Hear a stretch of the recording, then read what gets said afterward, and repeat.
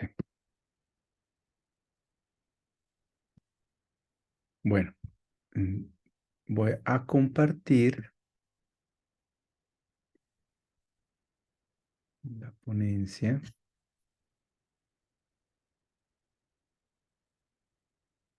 Mm,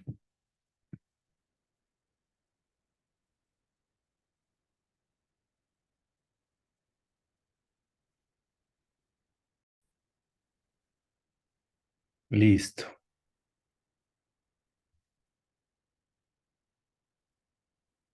Ahí que se ve en la pantalla. Material, la vida es invisible si solo vemos la materia. Ok, creo que ahí quedamos, ¿cierto? Hace 8 días. Cuando estábamos hablando de los proyectos que se están escribiendo o que da del de Alemania, ausencia cuando las mujeres no tienen el cuerpo para cantar. Les conté de esas películas. En busca del Chigualo, que es la que estoy rodando actualmente, que faltan dos años de rodaje, llevamos 6 meses. Resiliencia, que es el largo que se escribe. Y material, que es el de los indígenas arahuacos, que tienen que despertar unos lugares energéticos en el mundo y que no lo han logrado porque la gente no les cree que tienen que hacer que tienen que llevar a cabo esta misión. Entonces, hoy voy a empezar con un fragmento de la investigación de material. Entonces, vamos a ver y a escuchar a un mamo. ¿Ustedes han escuchado el concepto de mamo No, alguna vez? ¿No? No, David, ¿en dónde estás? no, ¿Dónde están ubicados? ¿Venezuela? yo David. en Perú, Ah, en Lima. no, sí. ¿Y Juan? Hola, yo estoy en Ciudad de México. Estás en México. Bueno. Los mamos son unos líderes espirituales muy importantes en la Sierra Nevada de Santa Marta, Colombia, que en teoría es el corazón del mundo, energéticamente hablando, para estas personas. Entonces, este mamo nos explica algo que nosotros hemos venido como entendiendo por, no sé, por investigaciones que han hecho, pero pues los indígenas arahuacos lo sabían desde hace mucho más tiempo. Entonces, en este corto video que como que condensé ahí un video en donde él nos explica un poco mm, parte de la misión que tienen ellos y la responsabilidad con el planeta y pues con nosotros mismos. Voy a ver si aquí haciendo esto. Ahí que están viendo el Vimeo que dice material. Sí, se ve el Vimeo, Ok, gracias. porque porque no sé si se vaya a escuchar. Pues yo le puse desde el inicio compartir audio, entonces Ah, ok. pues si no escuchan nada, por favor díganmelo con sus voces porque no estoy como en la pantalla donde se puede leer el chat. ¿Listo? Gracias.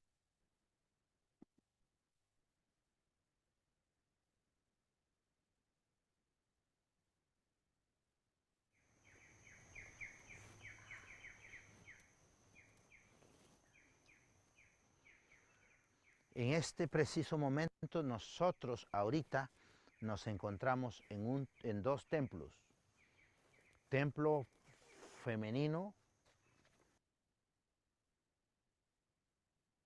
Voy a dejar que cargue un poquito.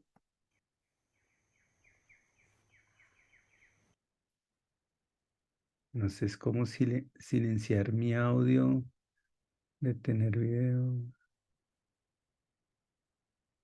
Bueno, es que quiero como apagar mi cámara para no hacer ruido. En este preciso momento nosotros ahorita nos encontramos en dos templos, templo femenino y templo masculino. Templo masculino y templo femenino.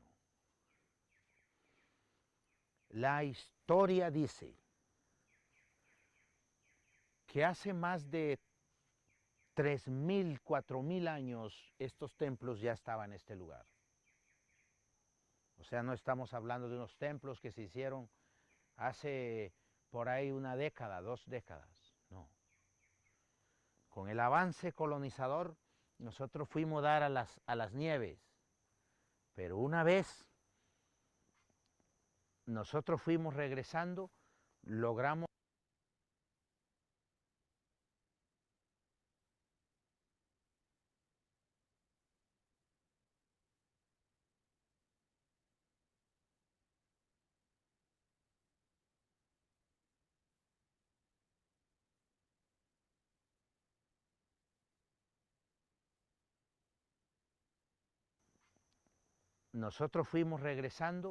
logramos construir o reconstruir este templo. Y debajo de esto encontramos las antiguas ruinas. Pero estos templos no son hechos al azar. Estos templos tienen las medidas cósmicas. Como están ubicados las viviendas, en la forma en que están ubicadas las viviendas, en las dimensiones,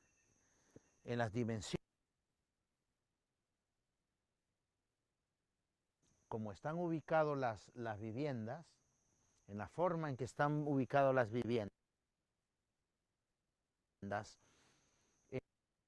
en las dimensiones,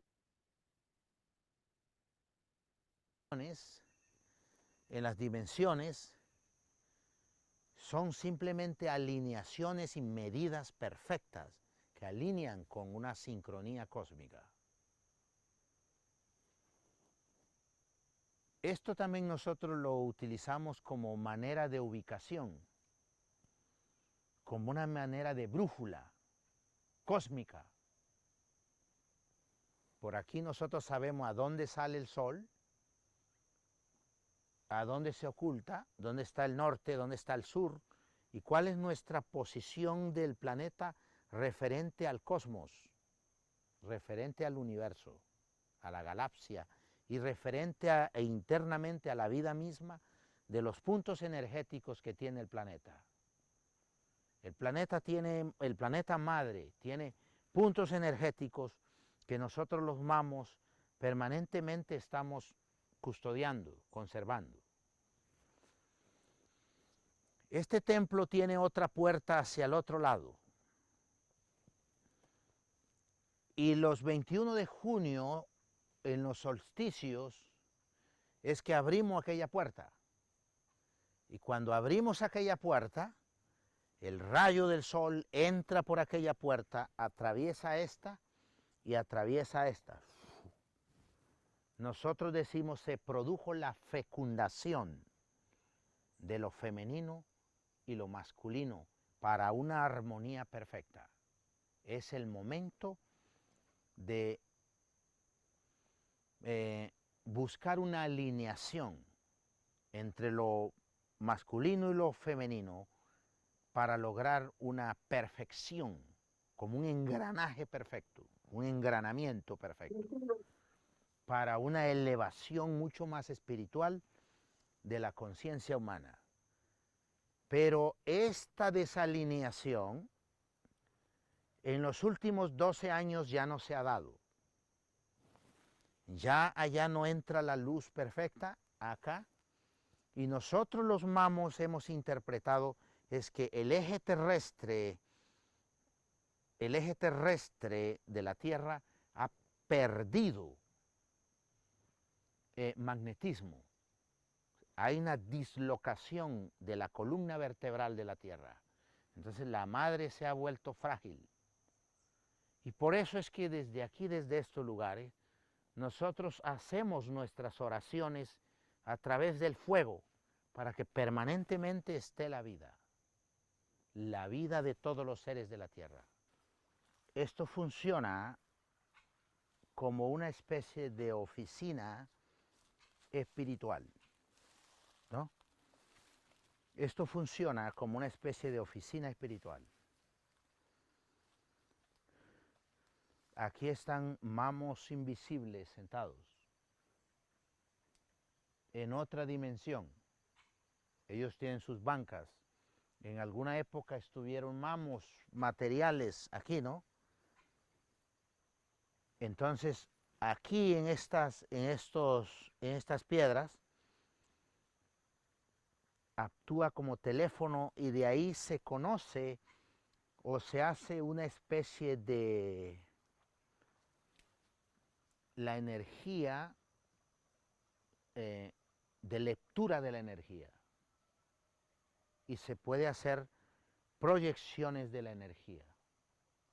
O se puede hacer el plasma de la energía, materializarlo. Podemos hacer materialización del plasma de la energía.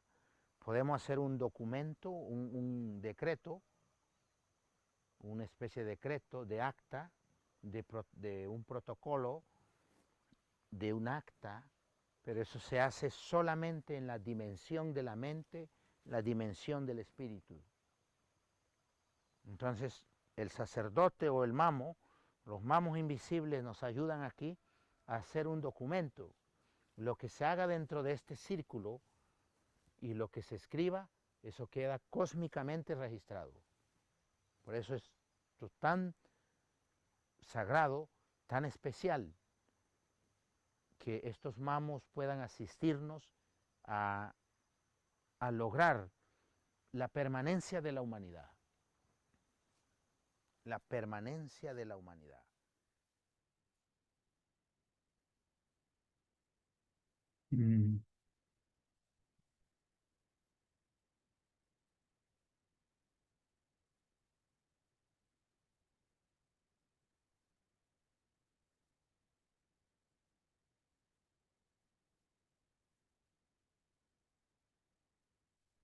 Bueno, estoy buscando el documento, creo que lo tengo que volver a pasar.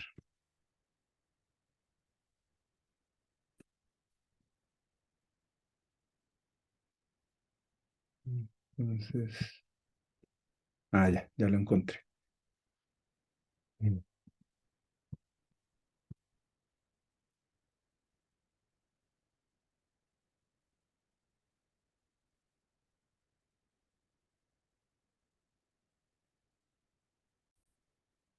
Listo.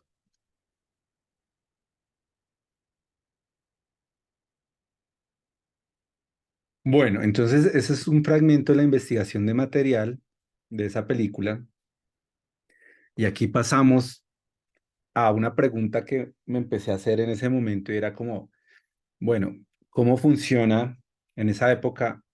En ese momento me pregunté cómo funciona, cómo puede funcionar el drama espiritual en lo urbano, ¿no? Este metafísico en lo urbano, no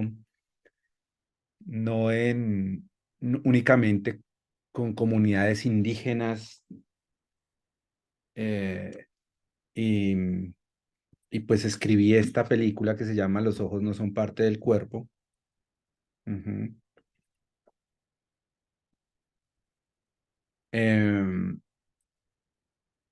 en donde que parte de una investigación que se hizo durante varios años, desde los 90 más o menos, el director de una película documental que estamos produciendo acá, que se llama El olor atrae los chulos, llevaba una investigación desde los 90 sobre los desaparecidos, sobre las desapariciones de cualquier tipo de desaparición forzada y de cualquier tipo de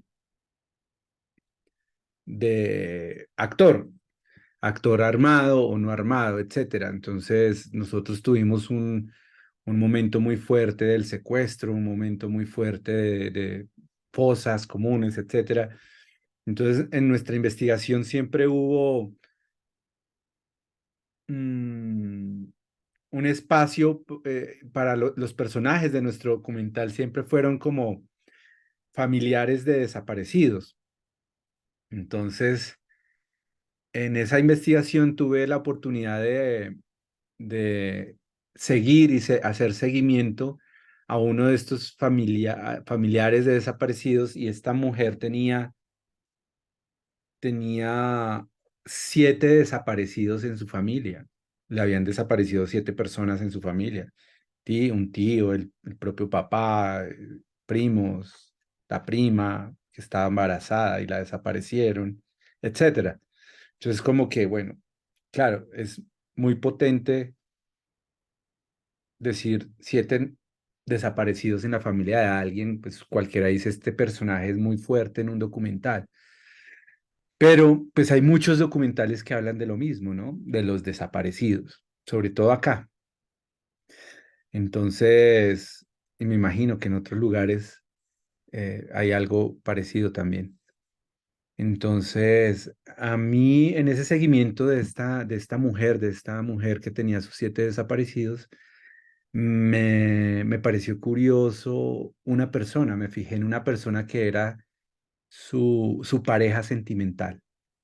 Entonces, yo observaba a la pareja sentimental de esta mujer y esa pareja era como una sombra que la ayudaba así, era incondicional, la llevaba, la traía, le hacía el almuerzo porque su objetivo principal como mujer con 17 desaparecidos era encontrar algún atisbo, algún rastro de cualquiera de sus familiares.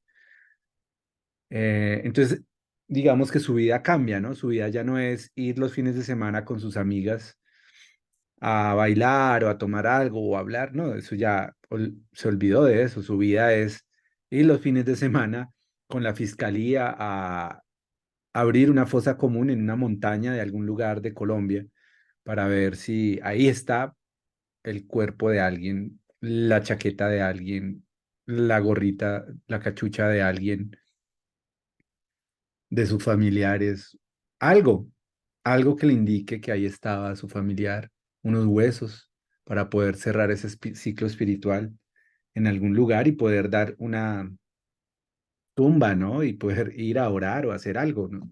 Pero pues cuando hay un desaparecido, ese flagelo es terrible porque no se sabe nada de la persona, entonces nunca se cierra ese ciclo, ¿no? Entonces, escribí este corto partiendo de una premisa que era como algo que encontré de Leonardo da Vinci, que Leonardo da Vinci como que dentro de sus investigaciones, eso está en un cuaderno de notas de Leonardo da Vinci, se llama así el libro, cuaderno de notas de Leonardo. Dentro de sus investigaciones, em, él empieza a buscar dónde está el alma, ¿no? ¿Dónde está el alma del cuerpo? Que es muy metafísico esto, ¿no? Se sale del cuerpo material de sus discepciones materialistas y se va a buscar un poco más allá. Y entonces se encuentra y dice en este texto, en este cuaderno de notas, en su diario, dice como que en el centro del ojo se encuentra el alma y dentro del alma se encuentra el sentido común, ¿no? Entonces él hace como un estudio sobre todos los sentidos, sobre el tacto, el olfato, la vista, la audición y, en fin. Pero él encuentra uno que es el capitán de todos los sentidos y es el sentido común. Entonces hace todo un trabajo sobre el sentido común y encuentra que está en el centro del alma y que el alma se encuentra en el centro del ojo a su vez. Y partiendo de esto, entonces yo escribí esta película que es un drama matrimonial en una misma casa toda la noche, en donde se dejan de ver los ojos, ¿sí? En donde ella pone su mirada en su objetivo nuevo, que es la búsqueda de estos desaparecidos, y deja de tocar los ojos de su esposo. Y ese es el drama. Mi drama no está en el desaparecido, está en que se dejan de mirar el alma. ¿Listo? Entonces, digamos que ahí puse en práctica esto como en un contexto urbano, en un contexto urbano. Pero en este camino, acá como dice esto, aquí está clarito, me hago preguntas como cuál es el legado de la dramaturgia clásica, cómo puedo aportar a la construcción del drama. Es el cine de estilo trascendental, porque es que esto tampoco es que lo esté inventando. El cine de estilo trascendental existe, ¿no? De hecho, hay un texto muy bello, no sé si ustedes lo conocen, pero lo recomiendo mucho. Es este, si se alcanza a ver, ¿sí? Sí. Bueno, entonces, él es el guionista de Taxi Driver, ¿no? Y es un guionista muy importante y hace un trabajo de investigación sobre toda la obra de Ozu, de Bresson y de Dreyer. Mm, de esos tres directores que hacen cine trascendental. El menos trascendental es Dreyer, pero sí tiene algunas películas, ¿no? Y entonces hace un análisis de cómo usan el lenguaje para lograr eso trascendental en el cine de ellos, ¿no? Y ese texto es súper bello, se los recomiendo muchísimo para los que les gusta escribir.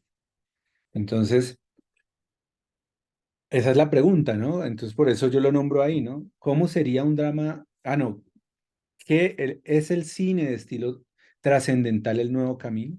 Entonces, ya la otra pregunta que me hago es ¿cómo sería un drama espiritual, no? Debemos pensar en el mundo de hoy, que el mundo de hoy está construido bajo la influencia directa de la linealidad como pensamiento. No obstante, quiero dar inicio a un camino que me lleve a encontrar, a entender por completo lo que estoy llamando drama espiritual. Bueno, entonces, ahí están viendo la palabra break. Sí. Ok. Entonces, aquí empezamos ya como a explicar de qué se trata esto. Entonces, para break era sencillo porque esto lo anunciamos un poco hace 8 días, ¿no? Como dije, íbamos a hablar un poco de break. Para break el paso de lo dramático a lo épico, ¿no? Pues no es una cuestión de estilo, sino realmente es un análisis nuevo de la sociedad.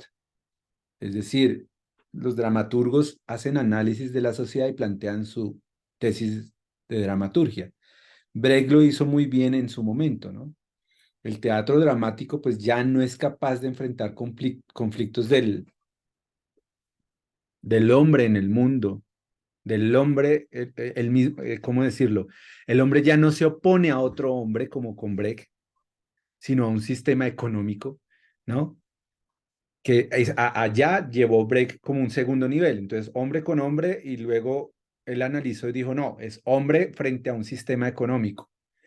Y eso lo planteó en su dramaturgia.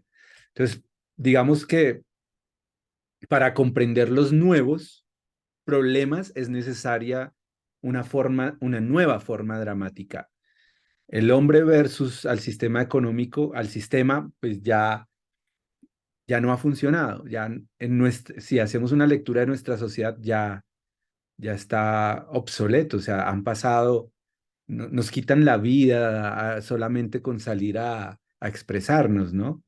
Entonces, digamos que hombre contra el sistema no está funcionando.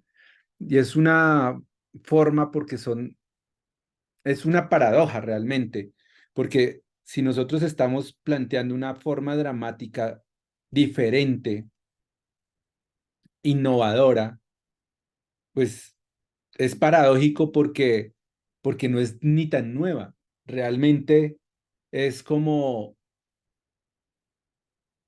ver la forma narrativa que tenían las comunidades ancestrales y eso es lo que hoy en día se conoce como dramaturgia contemporánea, ¿no? De hecho, en Colombia hay un texto de un colombiano, de maestro Marco Antonio López Salamanca. Por acá tengo el texto que se llama El guión revelado. Ah, es que yo había minimizado mi. Acá, el guión revelado.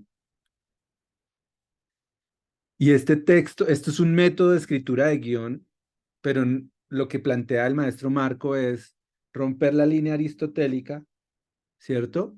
Judio-cristiana, que heredamos además con la Biblia, no con otro texto, sino con la Biblia, porque el drama litúrgico llega con la Biblia, en donde en donde nos plantean la línea, ¿no? Un inicio en función de la nada y en función de un punto centro en función de un inicio y en función de un punto final, y un final en función de un punto centro y en función de la nada nuevamente. Después del final no puede haber nada. La Biblia llega con esa misma estructura, es un Génesis en función de la nada, antes del Génesis no pudo haber nada, y en función de un punto centro, que es un Dios único y dueño del tiempo, que lo parte en dos, antes de y después de, y ese centro en función de un final, y ese final en función del centro y en función de la nada nuevamente, ¿no? Ese apocalipsis catastrófico que después de él, pues no hay nada ahí.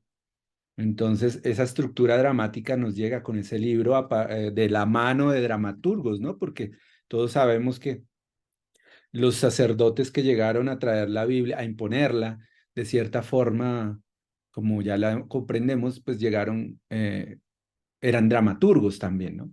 No solo eran sacerdotes, sino eran dramaturgos. Y el teatro litúrgico, pues que son las misas, pues era lo que se imponía en el momento. Entonces, es un texto muy bello porque lo que plantea es romper la línea aristotélica y proponer lo cósmico esférico a origen, ¿sí? Que es otra forma diferente, no una línea, sino lo cósmico esférico a origen a partir del mito, ¿sí? A partir del mito, del análisis del mito. Entonces, es muy bueno este texto, con cual lo podrían complementar con... Hay un texto para complementar que no es de guión, es de psicoanálisis y de antropología y psicoanálisis, que se llama El héroe de las mil caras, de Joseph Campbell. Es muy chévere también, entonces como que complementa un poco. Pero bueno, continuemos con Brecht. Entonces, por eso yo digo que esto es una paradoja, porque estamos hablando de algo nuevo, pero pues realmente es algo ancestral, ¿sí? En las nuevas formas de dramaturgia que se mueven que la gente está buscando, ¿no? Que la gente está buscando y que, y que algunos dicen que las han creado y las han encontrado cuando pues eso ya estaba desde hace mucho tiempo atrás. ¿Listo? Entonces, mm, voy a empezar como a mostrarles, como a desglosar de qué se trata la configuración. Yo lo llamo la configuración del drama espiritual. Entonces, ¿con qué nos encontramos aquí, no? Cuando hablamos de drama espiritual. Entonces, tenemos ante nuestros ojos un claro ejemplo, ¿no? De lo que llamo drama espiritual presentacional, no representacional, ¿no? Como lo hace la dramaturgia griega, o Aristóteles, que es una representación, no representacional, sino es presentacional del mito, ¿no? Porque el acontecimiento se revela desde el interior de la comunidad, desde el mito, no desde una observación fuera. Entonces es otra forma de hacer las cosas. Mitos, pues se presentan como proyecciones mentales de hechos muy importantes, ¿qué es un mito, no? Según ese concepto de mito realmente lo retomo de este texto del concepto de Marco, porque él habla que los mitos se presentan como proyecciones mentales de hechos muy importantes que una vez vividos y apreciados quedan registrados en la memoria colectiva, ¿no? Con carácter de acontecimientos fantásticos o sagrados que se hacen ver en sus dibujos, grabados, pinturas, jeroglíficos, esculturas, en sus representaciones escénicas, en sus festejos, que se cuentan en sus relatos frente al fuego, ¿no? Donde se conforma una memoria colectiva por tradición oral que se hace oír en su música, en sus poemas, que se escriben en sus formas de expresión textual, ¿no? O escritas, etcétera. En esas proyecciones mentales, las comunidades manifiestan o hacen evidente pues una evolución de sus valores en la costumbre. Y aquí tengo que aclarar que es un valor, ¿no? Valores en la costumbre, un valor dentro de esta forma dramática, se hace una estructura de valores que es el alma de la estructura dramática, pero se entiende valor no desde un punto de vista ético, sino desde un punto de vista, o sea, no es no es una escala de valores, no es ver qué valor es mejor que qué otro valor, qué valor es mejor o peor. No, es una estructura de valores, entendiendo valor como un acto que se repite en la costumbre, ¿sí? Entonces, por ejemplo, el bueno, el malo y el feo de Sergio Leone, ¿no? Webster, Spaghetti Webster, en donde hay una estructura de valores. Si vamos con la parte ética, pues son valores terribles para la humanidad, pero eso no nos importa en este momento, nos importa es analizar la estructura dramática. Entonces, sus valores son como la codicia, es un acto que se repite en la costumbre de ese universo narrativo. La traición es un acto que se repite en la costumbre dentro de ese universo narrativo.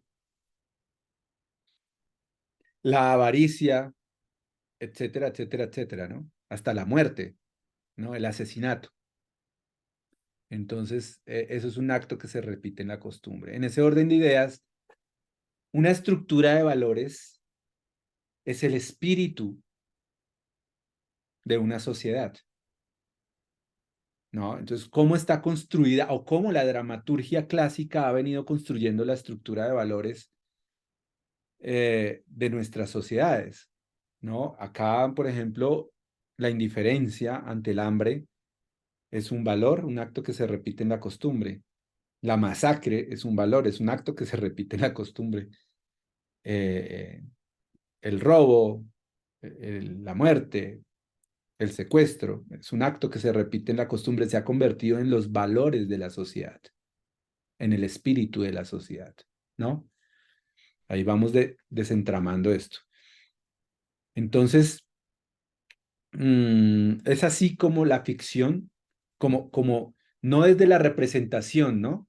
No es desde la representación que se hace esto, sino, y es por no hacerlo desde la representación, sino desde el alma de la comunidad, es así como la ficción se hace memoria, al salir del seno mismo de la comunidad.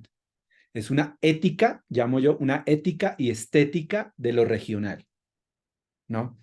Entonces, ahí vamos entendiendo de qué se trata esto. En el territorio habitan los espíritus. Por esta razón, los indígenas guayú no pueden abandonarlo o dejarlo para siempre, ¿no?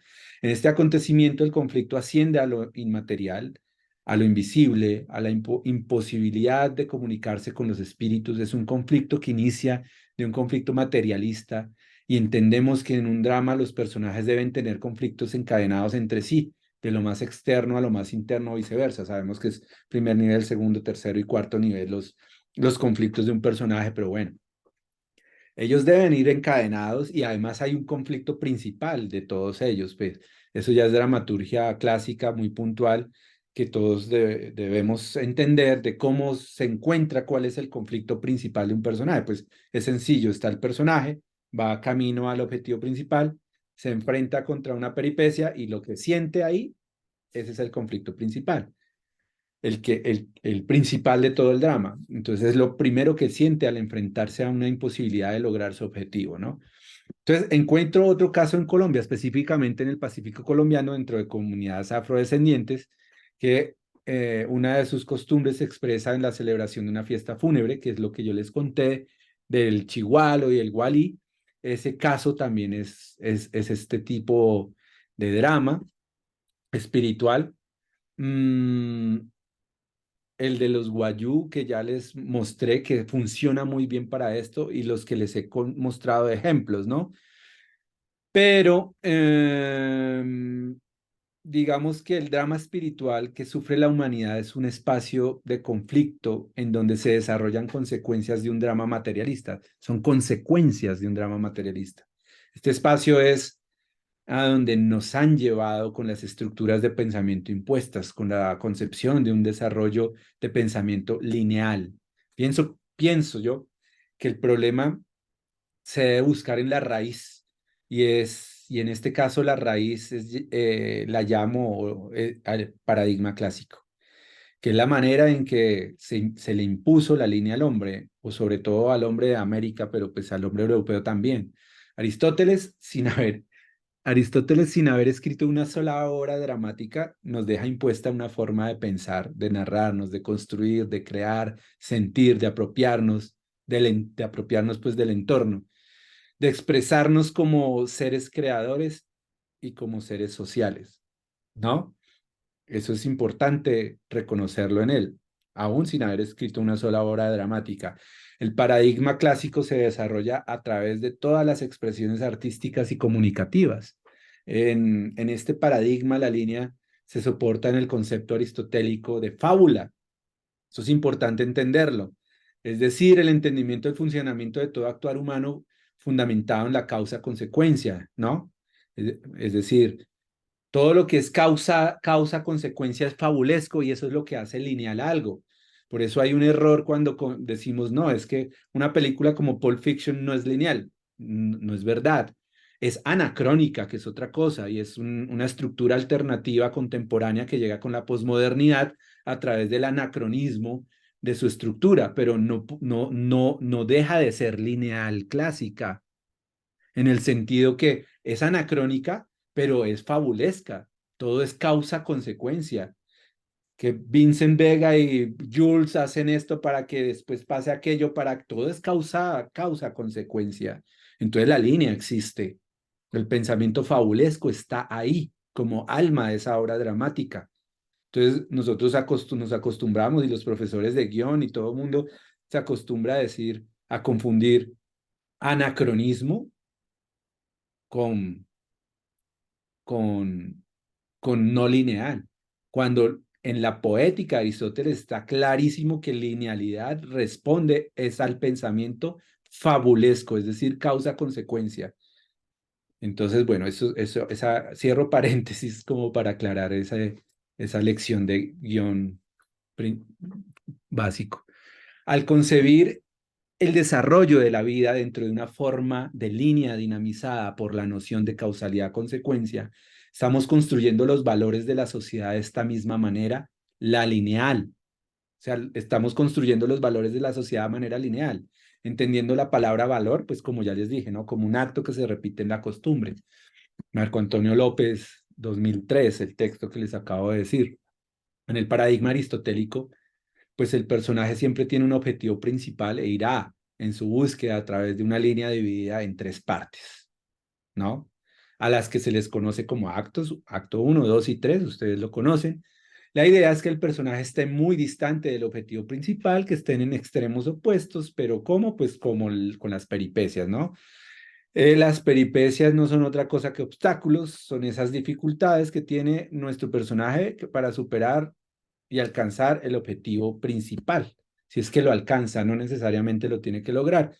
Este paradigma pues obliga a que nuestro personaje supere al terminar el primer acto un primer cambio de fortuna, o también conocido como un punto de giro, pues realmente se llama cambio de fortuna, si está en la poética de Aristóteles, que sucede cuando el personaje queda frente a una nueva dirección en su vida, pero pierde de vista su objetivo principal. Este primer, ojo, no cambia el objetivo, lo pierde de vista, pero no cambia, no puede cambiar, por eso el punto de giro cambia la fortuna del personaje, más no la historia. Este primer cambio de fortuna es el punto que marca el final del primer acto, el inicio del segundo acto. Estamos haciendo un repaso, ¿no? En este segundo, nuestro personaje va a encontrarse con el llamado punto medio, que también conocido como un punto de no retorno. Una vez el personaje se encuentre con este, pues no tiene opción de volver atrás, etcétera, etcétera, etcétera. No puede arrepentirse, no puede volver a empezar, no puede, bueno, no, se comporta como un guerrero que no se permite el error. Ojo con esto, ya estamos entrando a unos temas más profundos. Como un guerrero que no se permite el error, el perder. Al final del segundo acto nos encontramos con el segundo cambio de fortuna o segundo punto de giro que nuevamente dejará viendo hacia otra dirección al personaje, pero nuevamente sin perder de vista el objetivo principal. Cuando el personaje termina el camino de los tres actos, se espera que logre alcanzar el objetivo, pero también es válido que no lo logre, como ya lo había dicho antes, ¿no? Lograrlo o no determina la calidad de la historia, eso digamos que lo entendemos, pero sí la cualidad, ¿no? No la calidad, pero sí la cualidad. Lo que cambia es lo que cambia en él, ¿no? En él es la calidad de su autorrevelación, ¿no? Y esto es importante porque la autorrevelación es el momento en que el personaje aprende algo, es cuando reflexiona, compara lo aprendido de una manera que pensaba al inicio y cambia esta historia y en el al inicio del camino de la historia. Y además es importante porque la autorrevelación junto con la emoción son los dos únicos momentos o elementos de conexión entre personaje y espectador en simultáneo. Son los dos únicos. También se reconoce como autorrevelación reafirmar su pensamiento inicial, es válido. Y es importante entender que la autorrevelación le llega en el mismo instante al personaje que el espectador, como se los acabo de explicar. Lo mismo que la emoción. Son dos, emoción y autorrevelación. ¿Listo? Durante este camino, pues el personaje se enfrenta a esas peripecias en cada escena, en cada secuencia, en cada acto. Él va enfrentando obstáculos y los va superando. Entre más difíciles sean para el personaje, pues más interesante es la obra dramática para el espectador. Solo en el sentido de la superación, el personaje va a llegar al final. En el momento en que se construye un personaje, ojo con esto, el dramaturgo autor del drama le asigna al personaje una serie de conflictos dramáticos que van a confundirse con el conflicto principal del drama. Esto ya lo expliqué, ¿no? Cómo podíamos encontrar, diferenciar el conflicto, ¿no? El conflicto principal del drama con todos los otros que él tiene, ¿no? Entonces, tenemos ante nosotros la dinámica en que emergen las emociones, ¿no? Y esto quiere decir que la calidad y la cualidad de la emoción depende directamente de la calidad y la cualidad de la peripecia. Vivir y habitar el mundo desde la fábula, ojo, porque esto es lo que habíamos hablado de la linealidad, ¿no? Hace que los valores de las sociedades se desarrollen en la dinámica sometido-sometedor. Es como si un hombre cultivara la tierra y cada vez deba cultivar mayores cantidades. Llegará el momento en que deba contratar a alguien, ¿no? Para que le ayude con las labores de la siembra, etcétera, y así cada vez más grande, más grande, más grande. La relación que el hombre tiene con la tierra en esa forma lineal de sometido-sometedor, de contratar a otro y otro y otro, porque ya el negocio se está agrandando. La relación que el hombre tiene con la tierra es de explotación y con el nuevo hombre es de empleador. Esa es la relación que teje la linealidad, el drama lineal. De esta manera se construyen los valores de una sociedad dominada por un pensamiento lineal. Es la dinámica de la guerra del guerrero explotador de recursos. Entonces, en ese orden de ideas, podemos afirmar que el paradigma clásico es parte del problema, creador del conflicto contemporáneo de la posesión del territorio y de los recursos naturales, del comportamiento extractivista del guerrero, y por estos motivos el paradigma no permite otra posibilidad diferente a la que propone, porque si no te desarrollas bajo su dinámica, eres el enemigo, anulando por completo el concepto de complejidad. Volvemos aquí hace 8 días cuando hablaba de la complejidad y donde todos nos conectamos con todo realmente. Cuando se habla del espíritu, se habla de algo supremamente, no, o sumamente profundo. Para las personas creyentes, hablar de espíritu es lo más importante en sus vidas. Tiene que ver con salvar el alma, pero lo encontramos, por ejemplo, en la dramaturgia de Ibsen o de Hebel. No es espíritu, sino es forma.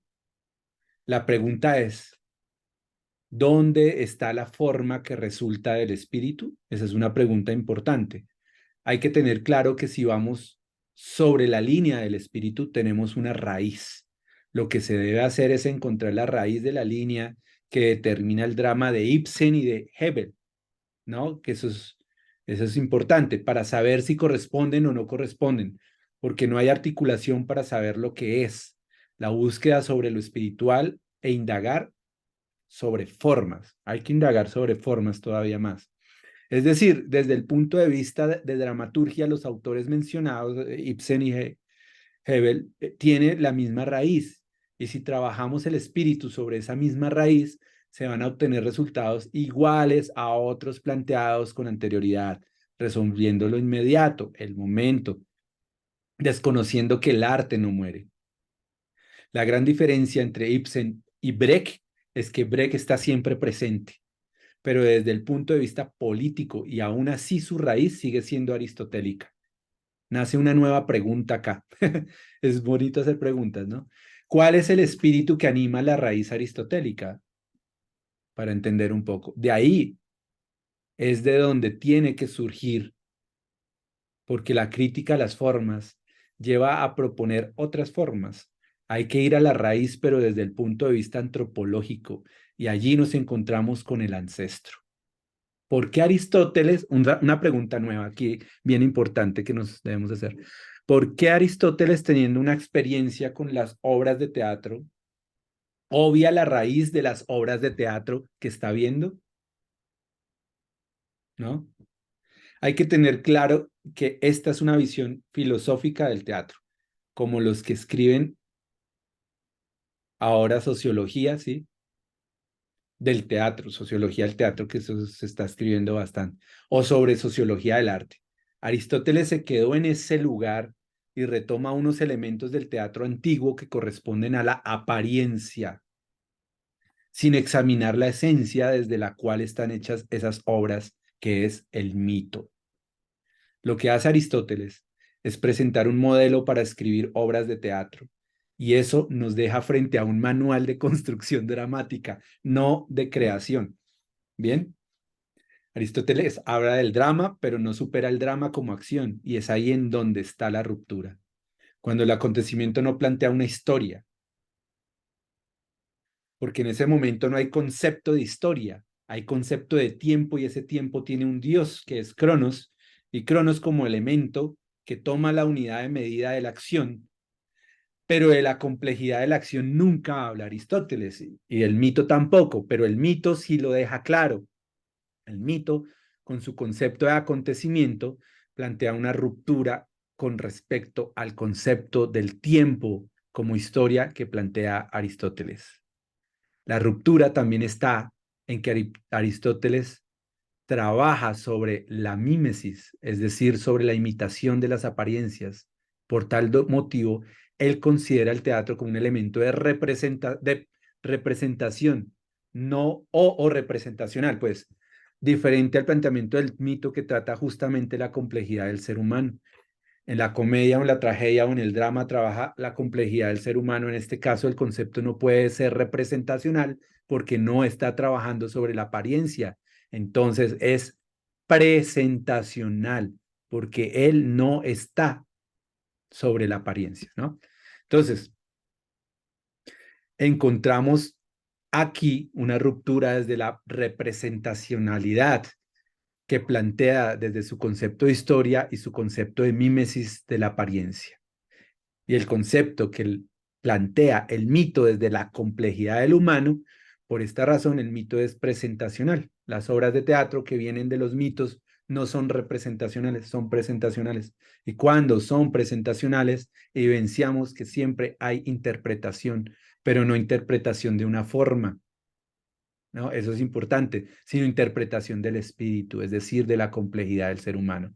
Voy a hacer una pequeña pausa acá, porque ya van a ser las 9 y todavía falta unos minutos más de esta tesis. Entonces quería preguntarles si están dispuestos a esperar, no sé, tal vez unos 15 minutos más, o si necesitan cerrar a las 9 en punto como estamos acostumbrados a cerrar. Igual Johnny me dice que no hay problema, que, que el Meet, el Zoom sigue ahí funcionando. Entonces les quería preguntar eso. Yo estoy bien, ¿Sí? ¿Estás puedo bien? esperar 15 minutos más, pero nada más te iba a avisar que la presentación se quedó en la página de Brecht. Sí, Nos- sí, sí, sí. Seguimos ahí, ok, Sí, pues vale. digamos que, bueno, lo va a pasar, ¿no? El drama espiritual, el sismo trascendental, pues, Vale, no eh, sabía si estabas pensando como que estábamos pasando no, no, o nos... no. No, no, no. Pues digamos que aquí es como el texto duro y el ladrillo, ¿no? Decimos Vale, nosotros, vale. el ladrillo Perfecto. de la cosa, ¿no? Y ya terminamos. ya terminamos. Sino que necesito, era como explicar de cómo se compone ese tal drama espiritual, ¿no? De dónde nace realmente, porque vimos ejemplos, hablamos de películas, hablamos, pero entonces la pregunta, ¿no? ¿Por qué, no? ¿Por qué hacerlo? ¿Cómo funciona? Porque es pertinente para nuestros guiones, y yo no creo que sea pertinente para los guiones que estamos trabajando, sino es pertinente para reflexionar a ver si siguiendo el camino de la linealidad aristotélica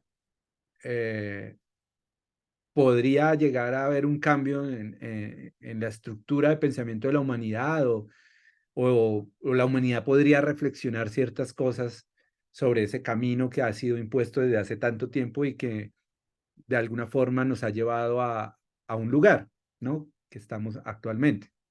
Entonces voy a continuar. Por esta razón, sí, pues Aristóteles jamás habla de valores, hace una obra especial sobre valores, pero en lo que plantea no incluye los valores en la crítica de teatro. Por estas razones también encontramos en el planteamiento aristotélico una clara intencionalidad de acondicionar el cerebro a una forma de expresión, a la linealidad del concepto de historia. El concepto de historia es un concepto 100% lineal. Por eso su incidencia en que lo fundamental es el concepto de fábula. Todo esto indiscutiblemente va en contra de la complejidad. A diferencia de Aristóteles y su concepto de historia, el mito desarrolla la espiritualidad del ser humano y lo expresa en valores. Cuando se trabaja sobre valores, se está haciendo sobre el espíritu del ser humano y en cada época en la que nos encontremos. Voy a poner el ejemplo de Edipo. En Edipo el problema es que cuando se mata a un hombre y no se hace justicia con él, queda la impunidad, ¿no? Eso es Sófocles. La pregunta es, ¿no estamos ante un régimen de impunidad en donde se mata y se asesina y no pasa nada? En un régimen en donde la justicia trabaja para los empresarios que le pagan al gobierno, y vuelvo al mito, ¿no? De Edipo, ¿la peste no es una alegoría de la impunidad?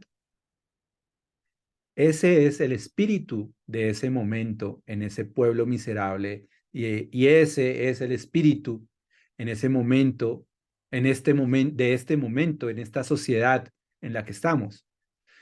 Tenemos la vida y el hecho de los valores nos permite cuestionar, nos permite la crítica. El artista no está esperando a que le den algo, el artista está mirando la sociedad porque ahí está él mismo inmerso en ella, sufriéndola. La forma que diferencia cada sociedad es la forma con que el valor se expresa. Esto no lo define Aristóteles porque para él drama es acción simplemente. El cine americano está lleno de acciones, prolongando pues ese mismo modelo lineal. La diferencia con las acciones de Brecht es que sus acciones tienen que ver con el problema de la sociedad, con la problemática sociopolítica y económica de la sociedad. Al ver el interior del mito, este sí deja claro que el drama deja de ser únicamente acción y pasa a ser una unidad de acción en conflicto, que es pura expresión. Y de esta manera también se diferencia el arte de la cultura, entendiendo que la cultura es producida por toda la sociedad, por su dinámica. El artista lo que hace es expresión de esa cultura. Por eso la unidad de acción en conflicto se desarrolla por la paradoja. Y la paradoja es el alma del pensamiento complejo, ¿sí? Por otro lado, el conflicto, desde el punto de vista aristotélico, es la contradicción, ¿no? La contradicción hace el conflicto. Es en ese enfrentamiento entre dos partes, ¿no? Mientras que en el mito el conflicto es la problemática del ser humano dentro de él y su alrededor. Entonces, ¿quién está en contra de él? Pues él mismo. Así funciona en el mito. Esto es claro de la paradoja. Por ejemplo, Caryl Chessman, ¿no? Caryl Chessman mató. Aquí está prohibido matar. Ah, pues matemos a Caryl Chessman, ¿no? Ahí está. Esto evidencia que en el mito hay una ruptura que busca lo que ya se tiene, lo que ya se está, lo que está aquí, pues como en nosotros, lo espiritual, que es lo que se quiere expresar. Esa es la diferencia entre trabajar por un lado sobre valores y por otro sobre ambiciones que devienen en lo que conocemos como la guerra. Es aquí en donde debemos hablar de las apropiaciones, de separar la religión de las creencias, porque la religión como institución se hace religión a través de la guerra, es decir, con la apropiación de las creencias. El guerrero, que es el viaje del héroe, ¿no?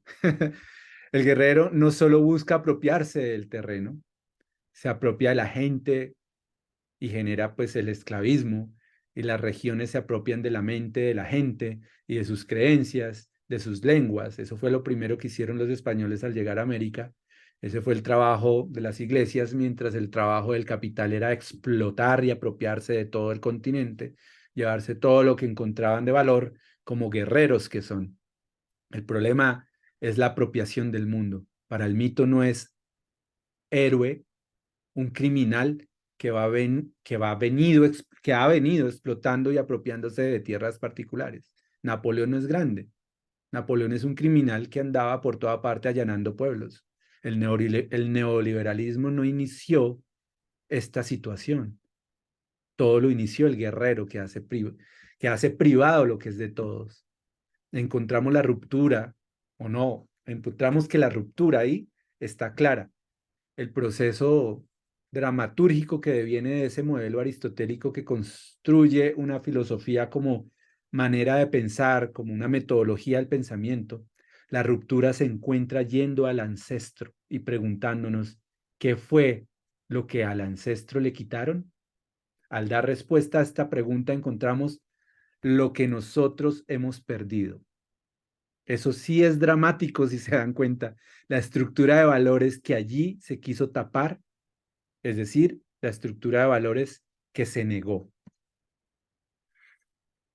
Bueno, nos faltó solo 10 minutos. Nos extendimos solo 8 minutos más.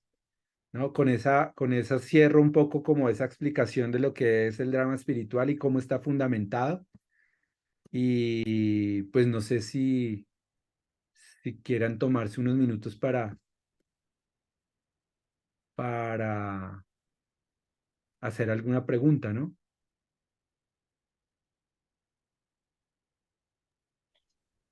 Hola, ¿me escuchas?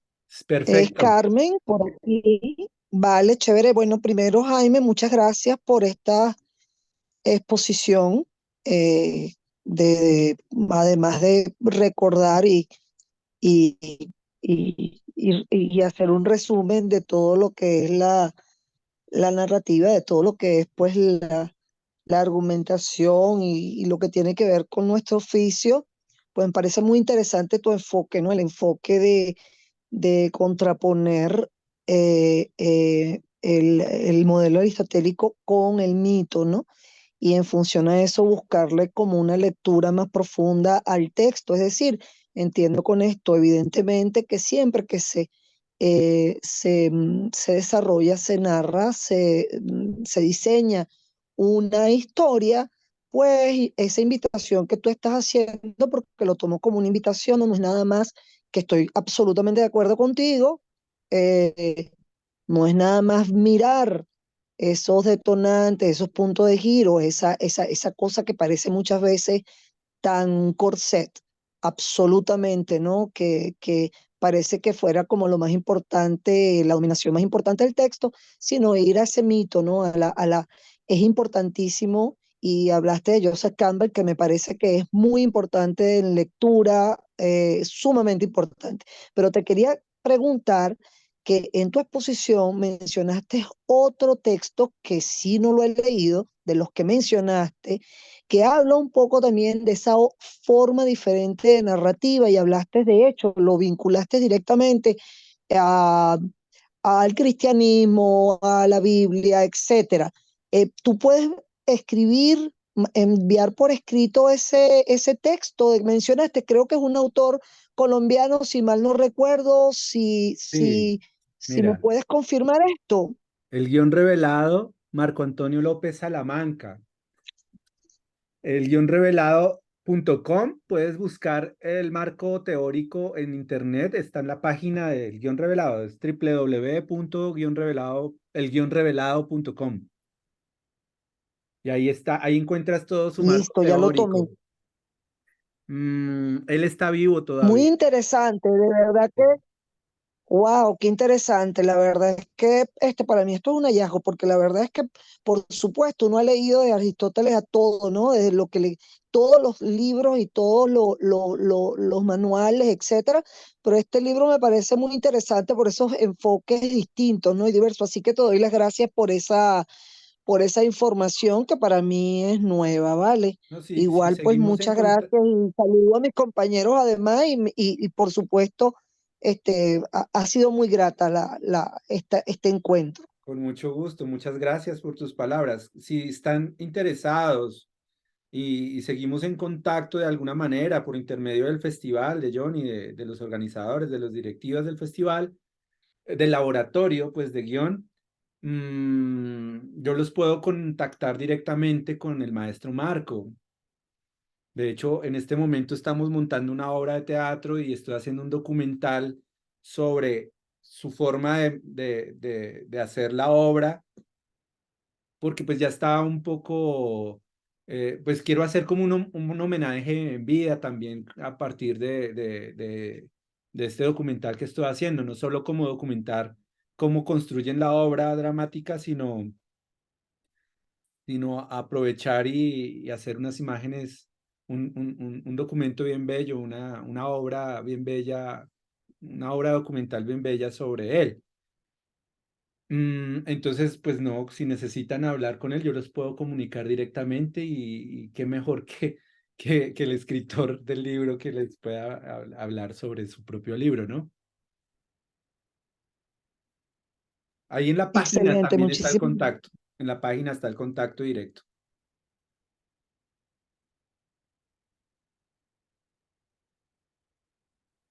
Bueno. Ok. No sé si alguien más tenga alguna pregunta o si damos si cerramos. Aquí los dejo con con un pensamiento mío sobre la dramaturgia. Y bueno, espero les haya gustado. Muchas gracias por todo. Y Gracias a que, ti, Jaime. Muy bueno, interesante. Juan, muchas Muchas gracias. gracias. Muchas gracias, Contacto. Muchas Jaime. gracias.